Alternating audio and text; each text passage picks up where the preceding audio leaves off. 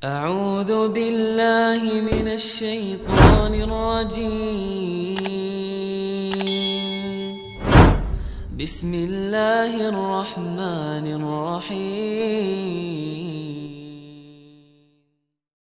جاء الإسلام غريبا فسوف يعود غريبا كما بدأ فطوبى للغرباء.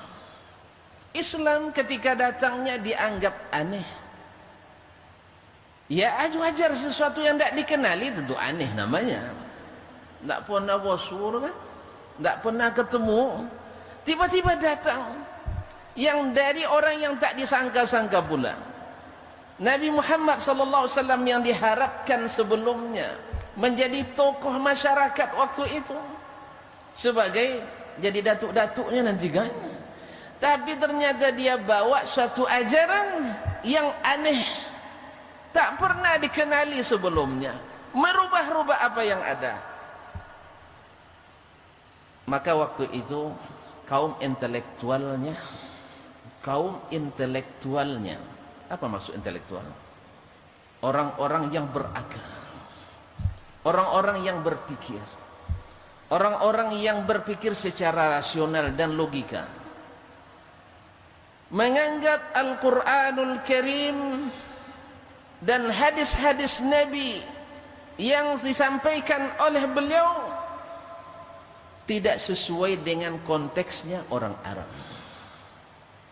tidak sesuai dengan konteks masyarakat Arab,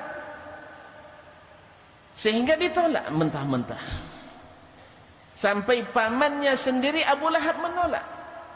Kenapa? Karena tidak sesuai dengan konteks orang Arab, atau bahasa lainnya tak sesuai dengan kearifan lokal, tak sesuai dengan kearifan lokal. Maka mereka menolak. Biasanya mereka menyembah banyak Tuhan, sekarang kok disuruh satu. Biasanya mereka bisa mengambil keuntungan dari haji dan umrah, menyewakan pakaian, sekarang tidak bisa lagi. Biasanya mereka sambil tawaf bertepuk tangan dan bersiul, sekarang akan terancam berubah. Biasanya mereka bisa mengundi nasib di Ka'bah, besok dilarang. Karena mereka paham bahawa dakwah seorang rasul itu adalah memindahkan dari syirik kepada tauhid, daripada ingkar kepada taat, daripada jahiliyah kepada ilmu, daripada mengikut rasio dan logika semata kepada rasio dan logika yang dibimbing dengan wahyu. Jadi kaum intelek jahiliyah waktu itu menolak Al-Quran dan hadis dengan alasan tidak sesuai dengan konteks zaman itu. Artinya tidak sesuai dengan bangsa Arab. Dan datang pula kaum intelek di masa kita menolak Al-Quran dan Sunnah dengan alasan hanya sesuai dengan orang Arab, tak sesuai dengan zaman kita. Kira-kira mana yang betul nih ya di antara kaum intelektual ini? Intelektual jahiliyah atau intelektual modern? Intelektual jahiliyah yang dikomandoi oleh Abu Jahal alaihi radhiyallahu anhu, alaihi la'natullah, yang didukung habis-habisan oleh Abu Jahal alaihi, ragu nampaknya Abu Jahal masuk surga ya, atau tentu tidak percaya itu. Kaum muslimin dan muslimat yang mata Allah SWT didukung habis-habis oleh Ubay bin Khalaf. Semua mereka adalah kaum intelek pada waktu itu. Abu Jahal pemuka Bani Makhzum, Abu Lahab pemuka Bani Hashim, iya kan? Betul tak? Ubay bin Khalaf pemuka Bani Taim. Semuanya orang-orang hebat. Jangan sangka jahiliyah itu orang tak berpikir, orang intelek yang menggunakan logikanya. Seperti kata mereka, aja'alal alihata ilahan wahidah. Masa Tuhan yang banyak aja tidak cukup melindungi, apalagi satu katanya. Kita logika dia. Banyak aja tidak cukup, apalagi satu. Logis, rasional. Masa begitu. Kemudian mereka juga mengingkari, a idza mitna wa kunna turaban a inna lamab'utsun. Kalau kita sudah mati lalu menjadi tanah kembali dan hancur, apakah kita akan dibangkitkan lagi? Tidak masuk akal. Dari mana? Azab kubur di tempat yang sempit itu, bagaimana malaikat mau datang di sela-sela tanah yang padat? Rasional. Jadi mereka menolak hari itu Al-Quran dan hadis dengan bahasa kontekstual, tidak sesuai dengan konteks Arab. Dan kaum intelektual hari ini yang belajar kepada orang-orang non-muslim juga menolak Al-Quran dan hadis dengan alasan tidak sesuai dengan konteks masyarakat kita. Kita benarkan yang mana ini ya? Yang satu bilang hanya sesuai dengan konteks Arab, yang satu bilang tak sesuai dengan konteks Arab. Abu Jahal bilang, mat, wah ang datang ada-ada aja. Tengoklah masyarakat, bawa yang sesuai, yang tak sesuai jangan bawa. Kata Nabi Muhammad, ini bukan saya, ini dari Allah subhanahu wa ta'ala. Subhana rabbi hal kuntu illa basharar rasulah. Subhanallah, saya ini sekedar rasul yang menyampaikan, bukan saya yang berkehendak. Sekarang datang lagi kita menolak Al-Quran dengan hadis, pemahaman Nabi, pemahaman sahabatnya, pemahaman umat Islam, dengan alasan tak sesuai dengan konteks keindonesiaan atau konteks kenusantaraan atau konteks kebangsaan atau konteks secara global, hanya sesuai untuk orang Arab saja. Tonton pilih pendapat Abu Jahal atau pendapat Abu Janda? Hah? Kalau saya lebih percaya sama Abu Jahal. Apa sebab? Abu Jahal pinter, terbukti pinternya, jadi pemuka kaumnya. Abu Jahal dia sebagai pelaku sejarah. Kalau ini hanya sebagai pendistorsi sejarah. Belajar bukan dari orang yang dapat dipercaya, belajar dari orang yang kafir, orang Yahudi Nasrani, yang juga subuhatnya diambil dari kaum Majusi, Syiah Rafidah. Sebab hampir lebih dari 80% subuhat dan propaganda yang diadakan di pusat-pusat studi Islam di Barat, dari Amerika, Kanada, Australia, Eropa, Prancis dan sebagainya, tentang Islam, subuhatnya diambil dari orang Syiah Rafidah. Hasil penelitian disertasi doktor di Jami'atu Baghdad pada tahun 80-an. 80% lebih subuhat dan propaganda yang dipelajari di pusat studi Islam di Barat. Silakan dikomparasikan. Baik kita bawa kitabnya, bawa kitab Syiah, bawa kitab orientalis, akan ada kesesuaian 80% lebih. Makanya jangan heran bila terjadi kawin mut'ah antara liberal dengan Syiah. Jangan heran, kawin mut'ah ditambah dengan paham kejawian. Nama saya kawin mut'ah, maksud saya kawin mut'ah besok setelah hajatnya selesai jatuh talaknya karena masing-masing punya kepentingan. Liberalisme punya kepentingan imperialisme, sedangkan Syiah punya kepentingan untuk mengembalikan hegemoni mereka yang dulu menurut mereka gara-gara Islam hancur. Kaum muslimin dan muslimat yang dirahmati Allah Subhanahu wa taala. Jadi yang selamat siapa kaum muslimin? Apakah yang ikut Abu Jahal yang mengatakan tidak sesuai dengan konteks Arab, ataukah mereka yang ikut modern, intelektual modern yang hanya sesuai dengan konteks Arab, tak sesuai dengan konteks kita? Nampak dua-duanya dusta. Dua-duanya dusta, karena dusta itu selalu bertentangan.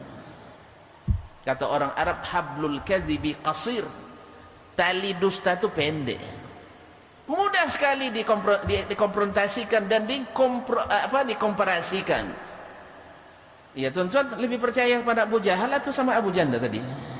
Mana yang lebih percaya? Analog orang yang menjadi pelaku sejarah yang mengatakan tak sesuai dengan konteks Arab, maka kami tak terima, atau dengan kaum intelektual sekarang yang mengatakan Al-Quran dan hadis hanya sesuai konteks Arab, maka kita harus memahami Al-Quran menurut konteks kita. Yang penting substansinya, bukan ritualitasnya. Kaum muslimin yang dirahmati Allah SWT, andainya Al-Quran dan hadis dipahami dengan kotek-kotek saja, kotek ayam, konteks-konteks saja, hanya bisa dipahami dengan keahlian bahasa Arab, dengan keahlian berlogika, tidak ada gunanya Nabi Muhammad SAW diutus. Apa gunanya? Allah turunkan, Allah Maha Kuasa, diturunkan Al-Quran di atas Ka'bah, mukjizat juga kan, tiba-tiba terbentang Al-Quran 30 juz 114 ayat, iya kan, tiba-tiba depan Ka'bah, lalu Allah ilhamkan kepada masyarakat Mekah, ni Quran pahami masing-masing. Bisa? Kalau begitu nanti 1000 aliran dalam Islam. Ada aliran Dasmaniyah, ada itu Dasmannya, ada aliran Yahyawiyah, ayahnya. Kemudian aliran Ma'aliyah, ayahnya, datuknya Ma'ali. Nanti Erisiyah, ya, Fadlawiyah, dan seterusnya. Masing-masing punya aliran sendiri. Maka kenapa pusat-pusat studi Islam yang dikomandai orang-orang Yahudi dan Nasrani semangat untuk mengajarkan kita paham ini harus sesuai konteks masing-masing, karena mereka paham kalau semuanya ikut logikanya, kita tak akan sepaham. Ya, ada yang suka goreng ayam, ya, kemana pergi goreng ayam terus. Yang satu surah sop kambing terus. Nah, akhirnya antara kambing dengan ayam berkalau kan? Tak sesuai, saya mau ayam, ini mau kambing. Akhirnya tak sama rasanya. Kalau masalah selera bisa dikumpulkan tuan-tuan, karena di tempat orang jual kambing ada jual ayam kan. Tapi kalau masalah akidah, yang satu bilang wajib ikut Rasul, yang satu bilang tak mesti ikut Rasul, bisa ketemu? Bisa ketemu? Demi Allah tidak. Bahkan subhanallah, yang satu kunut, yang satu tak mau kunut, bisa dia ngaji sama-sama? Tak bisa. Iya tak? Tak bisa kita. Hanya gara-gara kunut saja, coba bayangkan. Yang bisa cuma saya. Yang ngaji itu yang kunut saya ikut juga, tak apa-apa. Kalau yang ngaji tak kunut, saya kunut misalnya, saya ikut juga. Sebab saya tahu bahwa duduk di majelis ilmu itu lebih baik daripada beribadah sunat 1 tahun. Kata baginda Rasulullah SAW. Duduk di majelis ilmu sesaat lebih baik daripada beribadah sunat setahun. Merugi besar orang-orang yang menyia-nyiakan majelis-majelis ilmu. Tuan-tuan selesai solat fardu, ya, selesai rawatibnya, habis itu solat sunat 1 tahun, itu lebih sedikit pahalanya daripada duduk sesaat di majelis ilmu. Alhamdulillah kita duduk hari ini sesaat. Mudah-mudahan tuan-tuan mendapatkan fadilahnya, tuan-tuan mendapatkan hikmahnya.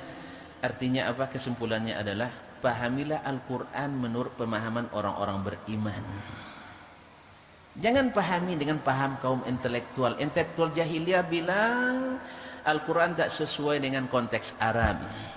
Intelektual modern kontemporer bilang Al-Quran tak sesuai kecuali dengan konteks Arab.